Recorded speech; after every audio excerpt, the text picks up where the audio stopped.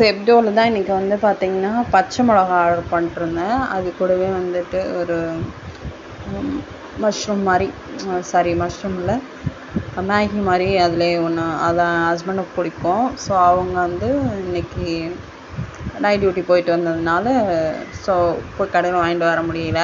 சரின்ட்டு மொபைல்லே ஆர்டர் போட்டாச்சு. ஸோ என்ன வந்திருக்கு அப்படின்னு சொல்லிட்டு பார்க்கலாம். நம்ம ஆர்டர் போட்டால் தான் வந்திருக்கு, எப்படி இருக்குன்னு சொல்லிட்டு பார்க்கலாம். இதுதான் அது.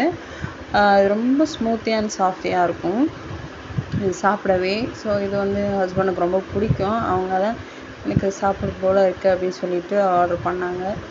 இது ஒரு 2 பாக்கெட் வந்து ஆர்டர் பண்ணியிருந்தோம். அது கூடவே பச்சை மிளகா 10 ரூபாயில் பச்சை மிளகா.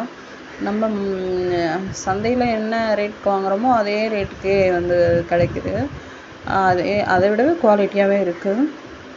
நம்ம நேரில் வாங்குறதை விடவே இதில் பெஸ்ட்டாகவே இருக்குது. பட் நமக்கு எமர்ஜென்சிக்கு வேணும்னா இந்த மாதிரி ஆர்டர் போட்டு வாங்கிக்கலாம். ஸோ இதை வந்து நம்ம பிரித்து பார்க்கலாம். இதில் ஒரே ஒரு மிளகா மட்டும் கொஞ்சம் வீணாக போயிருந்துச்சு. மற்றது எல்லாம் குவாலிட்டியாக தான் இருந்தது. ஃபஸ்ட்டே பேக் பண்ணிவிடுவாங்க போல், பேக் பண்ணி ஃப்ரிட்ஜில் ஸ்டோர் பண்ணிவிடுவாங்க போல். சில்லுன்னு தான் இருந்தது கவரு. ஸோ இது எப்படி இருக்குது அப்படின்னு சொல்லிட்டு நம்ம ஓப்பன் பண்ணி பார்க்கலாம். டக்குன்னு நம்மளால் போக முடியல அப்படிங்கும்போது இட்ஸ் வெரி பெட்டர். சென்னையில் நமக்கு அதுதான் ஒன்று, நம்மளை தேடி எல்லா பொருளுமே வரும் வீட்டுக்கு ஆர்டர் போட்டால். ஸோ இதை நம்ம பிரித்து பார்க்கலாம்.